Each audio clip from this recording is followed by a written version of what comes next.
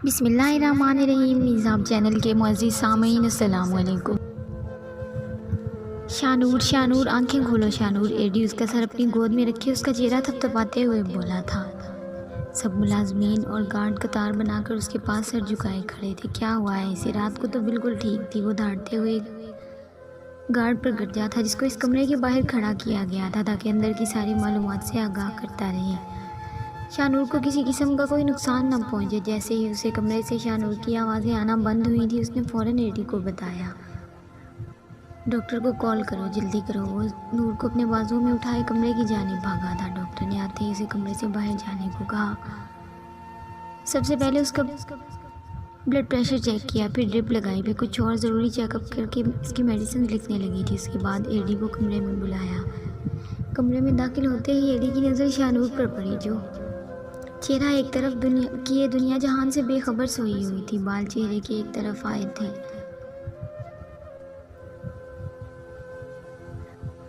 آپ کی پیشنٹ کسی شدید خوف کے باعث بے ہوش ہو گئی ہے۔ آئی تھنک انہیں فوبیا ہے جس سے ڈر کے وہ بے ہوش ہوئی ہیں۔ وجہ آپ بہتر جانتے ہوں گے، لیکن یہ پچھلے کچھ دنوں سے کافی سٹریس میں ہے جو ان کے لیے ٹھیک نہیں ہے۔ یہ ان کے لیے خطرناک ہو سکتا ہے۔ آپ کوشش کریں انہیں ریلیکس رکھیں، کسی بھی طرح کی کوئی ٹینشن نہ دیں۔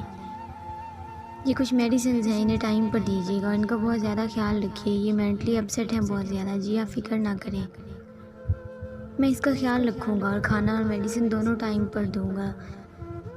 اس نے دروازے پر کھڑے گارڈ کو اشارہ کیا تھا جو باہر تک اس کے ساتھ چلتا وہ اسے چھوڑنے گیا تھا۔ وہ کمرے کا دروازہ بند کر کے واپس شانور کی طرف بڑھا جو ڈرپ اور انجیکشن کے زیر اثر سوئی ہوئی تھی۔ وہ آہستہ آہستہ قدم رکھتے ہوئے اس کے قریب آیا تھا، اس کے پاس بیٹھ گیا، اس کے چہرے کی طرف غور سے دیکھنے لگا۔ آنسو گالوں پر خشک ہو کر اس کے گالوں پر جم چکے تھے۔ اس کی کچھ دیر پہلے کی چیخ و پکار ایڈی کے کانوں میں گونجنے لگی تھی۔ اس کے دل کو کچھ ہوا تھا۔ وہ اسے تکلیف نہیں دینا چاہتا تھا لیکن وہ غصے میں تھا اور اس نے اس کی بات نہ مان کر غلطی کی تھی جس کی سزا اس کو ملی تھی۔ آئی ایم سوری شانور، میں تمہیں تکلیف میں نہیں دیکھ سکتا لیکن میری مجبوری تھی۔ میں اپنا غصہ برداشت نہیں کر سکتا۔ جس کی زد میں جو بھی آتا ہے اس کا انجام بہت برا ہوتا ہے، لیکن میں بھی بلا وجہ کسی پر غصہ نہیں ہوتا۔ اس کا ہاتھ اپنے ہاتھ میں لیتے ہوئے اس کی طرف دیکھتے ہوئے بولا تھا، کیوں کیا تم نے ایسا؟ مان جاتی نا میری بات؟ اب دیکھو کیا حالت ہو گئی ہے تمہاری۔ آئندہ کبھی ایسا مت کرنا میرے ساتھ، میری ہر بات ماننا، سمجھی؟ چلو اب جلدی سے ٹھیک ہو جاؤ ایڈی کی جان۔ ایڈی اس کے ہاتھ پر بوسہ دیتے ہوئے بولا، میم کچھ دیر میں نکاح ہے آپ کا۔ آریان سر نے یہ پیکٹ بھجوایا ہے، اس میں آپ کا ڈریس اور جیولری ہے۔ آپ جلدی سے ریڈی ہو کر آئیں، پھر بیوٹیشن آپ کا میک اپ کر دے گی۔ ملازمہ کی بات پر مشال نے حقارت سے اس کی طرف دیکھتے ہوئے پیکٹ ہاتھ مار کر پیچھے گرا دیا تھا۔ لے جاؤ یہ سب، مجھے نہیں پہننا کچھ بھی۔ سر گھٹنوں میں دیے ہوئے بیٹھی وہ پچھلے 2 گھنٹوں سے مسلسل روئے جا رہی تھی۔ رونے کی وجہ سے اب اس کی آنکھیں سوج چکی تھی۔ ملازمہ اس کے جواب پر کمرے سے باہر نکل گئی۔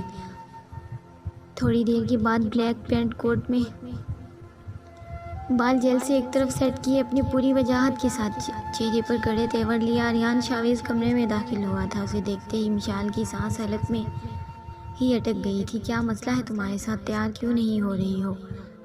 مشال نے بنا کچھ کہے چہرہ موڑ لیا تھا، اندر سے بری طرح کانپ رہی تھی وہ۔ آریان نے جھک کر دائیں ہاتھ کی مضبوط گرفت سے اس کا چہرہ پکڑ کر اپنے قریب کیا اور وہ سختی سے بولا تھا، چپ چاپ یہ سب پہن لو اور تیار ہو جاؤ۔ نکاح تو ہو کر ہی رہے گا، اگر کسی طرح کی کوئی گڑبڑ کی تو انجام کی ذمہ دار تم خود ہوگی۔ آریان جھٹکے سے اس کا چہرہ چھوڑتے ہوئے بولا۔ مشال ڈرتے ہوئے تھوڑا سا پیچھے ہوئی تھی۔ آریان نے ایک گہری نظر اس پر ڈالی، اس کے چہرے پر آئے بال ہٹائے۔ وہ خوف سے اس کی طرف دیکھ رہی تھی۔ آریان کے چہرے پر ایک گہری مسکراہٹ رینگی اور وہاں سے اٹھ گیا تھا۔ بیوٹیشن ابھی آتی ہی ہوگی، چپ چاپ تیار ہو کر تھوڑی دیر میں اس کے ساتھ باہر آ جانا، سب انتظار کر رہے ہیں باہر، کہتے ہوئے وہ کمرے سے نکل گیا تھا۔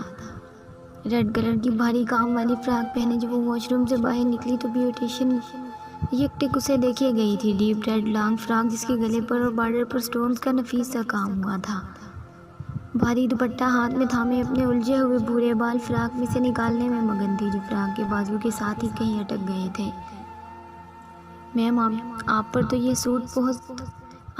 ڈریس بہت سوٹ کر رہا ہے، you are looking extremely beautiful. Beautician نے ستائشی نظروں سے اس کی طرف دیکھا، پھر آگے بڑھ کر اس کے الجھے ہوئے بال آزاد کروائے تھے۔ میم ٹائم کم ہے، میں آپ کا میک اپ سٹارٹ کرتی ہوں، آپ ادھر بیٹھ جائیں۔ مشال بیڈ کی ایک طرف نڈھال سے انداز میں بیٹھ گئی تھی۔ بیوٹیشین اس کے میک اپ میں مصروف ہو گئی۔ میک اپ کمپلیٹ کرنے کے بعد اس نے اس کا بھاری دوپٹہ مہارت سے سیٹ کیا تھا۔ بالوں کی کچھ لٹیں جوڑے میں سے نکال کر چہرے پر ڈال دیں، جس سے وہ پری پیکر اور بھی زیادہ حسین لگ رہی تھی۔ جیولری پہنانے کے بعد بیوٹیشین اپنا سامان سمیٹتی، اس کو ستائشی نظروں سے دیکھتی ہوئی اس کی بلائیں لیتی کمرے سے نکل گئی تھی۔ اس کے جانے کے بعد مشال اپنی جگہ سے اٹھی۔ ڈریس کافی بھاری ہونے کی وجہ سے وہ لڑکھڑائی اور آہستہ آہستہ قدم بڑھاتی ایک ہاتھ سے اپنا دوپٹہ سنبھالتی شیشے کے سامنے کھڑی ہوئی تھی۔ شیشے میں اپنا عکس دیکھتے ہی وہ ساکت ہو گئی تھی۔ کیا وہ اتنی خوبصورت بھی لگ سکتی ہے کبھی؟ یہ تو اس نے کبھی خواب میں بھی نہیں سوچا تھا۔ نیلے رنگ کی جھیل سی آنکھیں جن میں گہرا کاجل، چہرے پر نفاست سے کیا گیا میک اپ، وہ اس وقت کوئی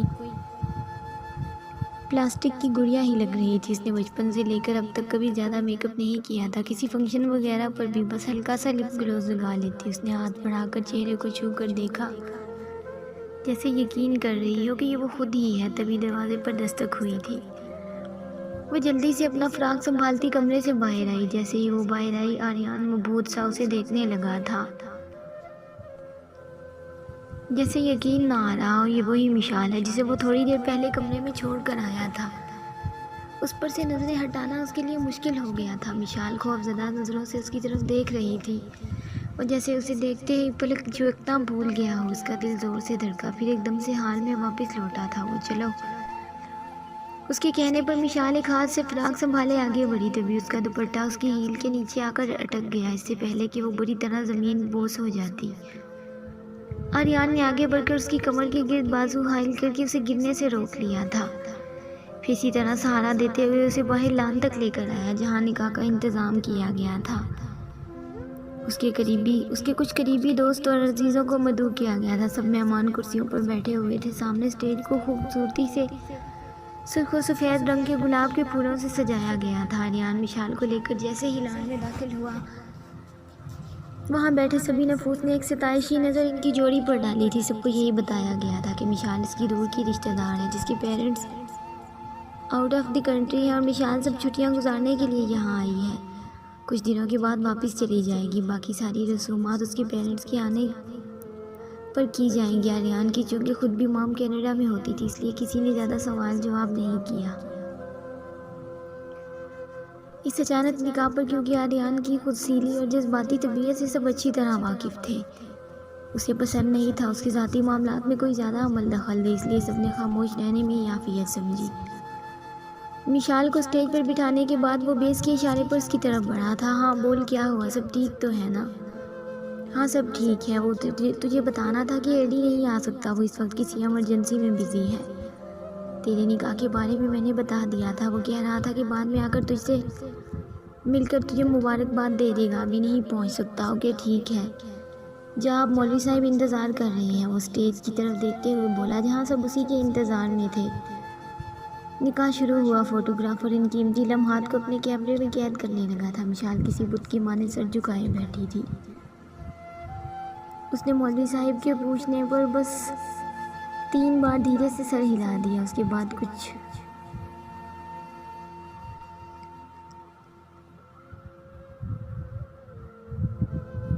پیپرز اس کی طرف بڑھائے گئے تھے، جس پر اس نے خاموشی سے دستخط کر دیے۔ اس کا شور مچانا یا کچھ بھی کرنا فضول ہی تھا۔ اس کا اس دنیا میں کوئی نہیں تھا جس کے لیے پریشان ہوتا یا اسے ڈھونڈنے کی کوشش کرتا۔ والدین بچپن میں ہی فوت ہو چکے تھے۔ ایک دور پار کے رشتہ دار تھے جنہوں نے مشال کی ذمہ داری اٹھائی تھی، جن پر اب اس وقت اس کا 2 وقت کا کھانا بھی بھاری تھا۔ وہ تو پہلے ہی کسی طرح سے جان چھڑوانے کے چکر میں تھے۔ مشال اس ہوٹل میں پارٹ ٹائم جاب کرتی تھی اپنی تعلیم کے اخراجات پورے کرنے کے لیے، جس ہوٹل سے آریان نے اسے کڈنیپ کیا تھا۔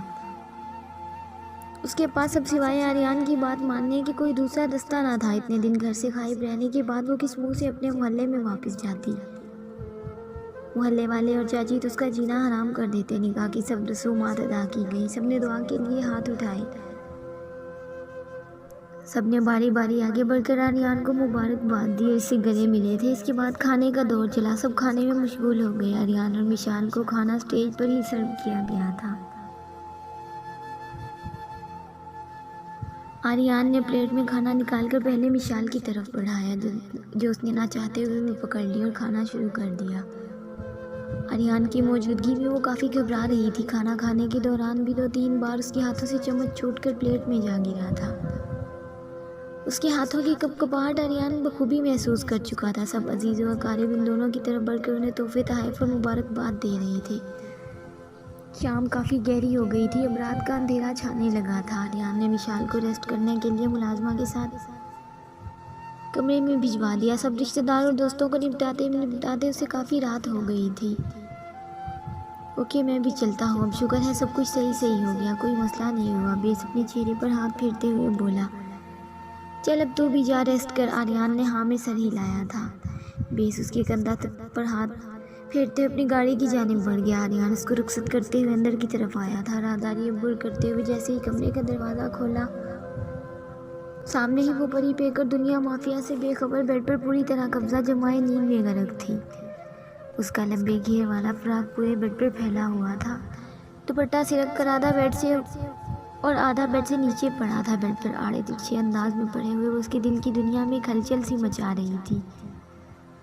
وہ دروازہ بند کر کے اس کے پاس آیا، بیڈ کے قریب آ کر کھڑا ہوا، اس کے چہرے کو غور سے دیکھنے لگا تھا جس پر اس وقت بلا کی موسومیت چھائی ہوئی تھی۔ ویڈیو اچھی لگے تو اسے لائک اور اپنے دوستوں کے ساتھ شیئر لازمی کریں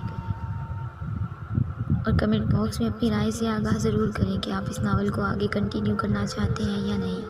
ملتے ہیں نیکسٹ ایپیسوڈ میں، تب تک کے لیے اپنا خیال رکھیں اور دعاؤں میں یاد رکھیں۔ اللہ حافظ۔